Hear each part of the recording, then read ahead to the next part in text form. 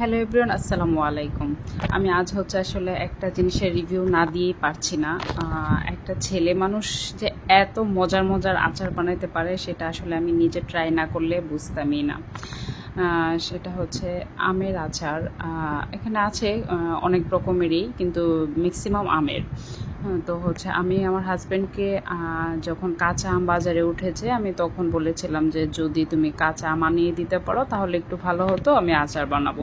But সে আসলে তখন পারে নাই, তখন হয়তো পসিবল হয় নাই, সেজন্য তারপর সে কি করেছে যে তার এক ফ্রেন্ড নাকি আচার বানায়। সেটা সে অনেক দিন ধরেই ভাইয়ার আসলে আচারে রান্নার এগুলার ছবি দেখে, বাট সে অনেক সময় বলে আমাকে আনাতে, কিন্তু দেখা যায় যে আমার আচার সবসময় থাকে, যেহেতু আমার আচার খুবই পছন্দের একটা জিনিস।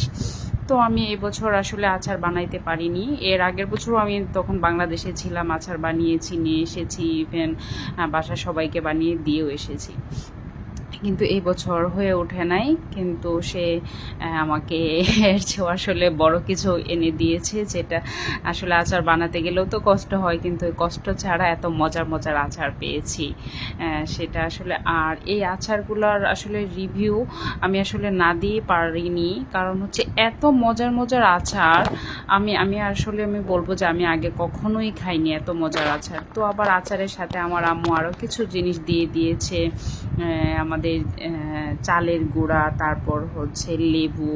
আর লেবুটা আমাদের গাছের লেবুটার ফ্লেভারটা খুবই সুন্দর, আর এই লেবুটা আমি আসলে পছন্দ করি, সেজন্য আম্মু দিয়ে দিয়েছে।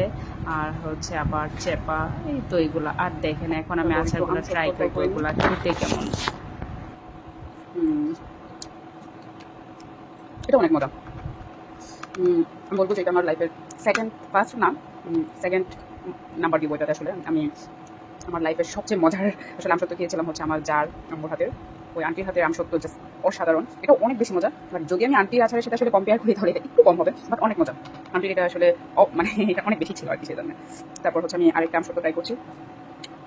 ওয়াও, এটা এটা খুবই মজা। ওটা স্পাইসি না, এটা বাচ্চাদের জন্য অনেক ভালো, মজা হবে, বাট হালকা স্পাইসিও আছে, এটা অনেক মজা।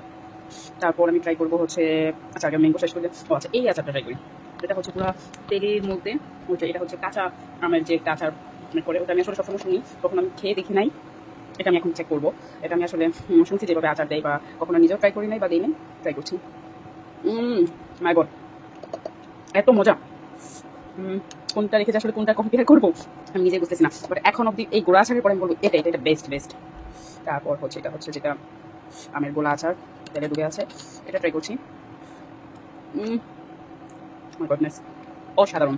মানে আমি বুঝতেছি না একটা ছেলে মানুষরা এত মজার আচার বানাতে পারে। আমি বলবো যে আমি ভাইয়ার আচারের পুরো ফ্যান হয়ে গেছি, সত্যি সত্যি অনেক বেশি মজা। সবগুলা চেক করা শেষ, এখন লাস্ট বড়ের আচারটা। বড়ের আচার আমার যদিও ওরকম পছন্দ না, তারপর আমি এটা ট্রাই করছি।